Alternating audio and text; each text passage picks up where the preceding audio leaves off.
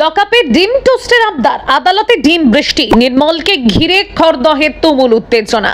লকআপে খাবারের আবদার নির্মলের, আদালতে যাওয়ার পথে ক্ষুব্ধ জনতার ডিম চড় লাথি। বালেশ্বর থেকে গ্রেপ্তার, খরদহে পা রাখতেই বিক্ষোভের মুখে নির্মল। আদালতের পথে ডিম বৃষ্টি, থানায় ডিম টোস্ট চাইলেন নির্মল, আর আদালতের পথে পড়লো ডিম।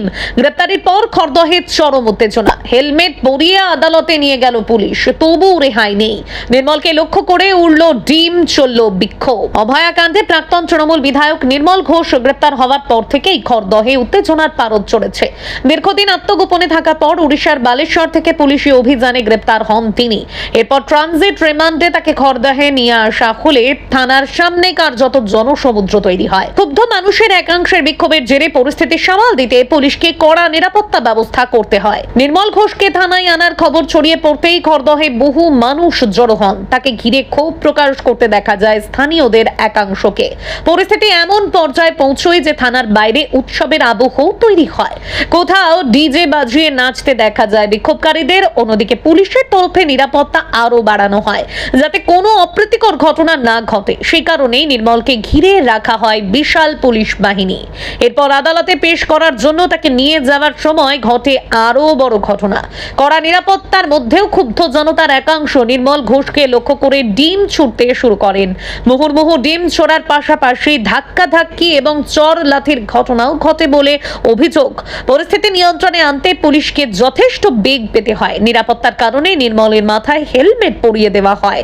কোনো রকমে তাকে পুলিশের গাড়িতে তুলে আদালতের উদ্দেশ্যে নিয়ে যাওয়া হয়। তবে গ্রেপ্তারের পর থানার লকআপে নির্মল ঘোষের কথাবার্তা নিয়েও নতুন করে চর্চা শুরু হয়েছে।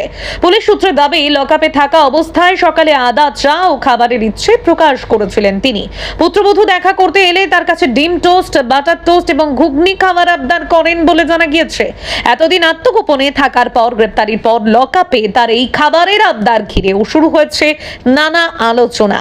নির্মল ঘোষের গ্রেপ্তারির নেপথ্যে রয়েছে অভয়াকাণ্ডের শ্মশান ঘাট সংক্রান্ত অভিযোগ। অভয়ার দ্বিতীয় মৃত্যু বার্ষিকীর সময় এই ঘটনা নিয়ে নতুন করে রাজনৈতিক ও আইনি চাপানুতর শুরু হয়। শুভেন্দু অধিকারীর পুনর্তদন্তের দাবির পর শ্মশান ঘাটের ঘটনাকে কেন্দ্র করে অভয়ার বাবা এফআইআর করেন। সেই মামলাতেই নির্মল ঘোষের নাম সামনে আসে। এফআইআর দায়ের হওয়ার পর নির্মলের অবস্থান নিয়ে তৈরি হয় ধোঁয়াশা।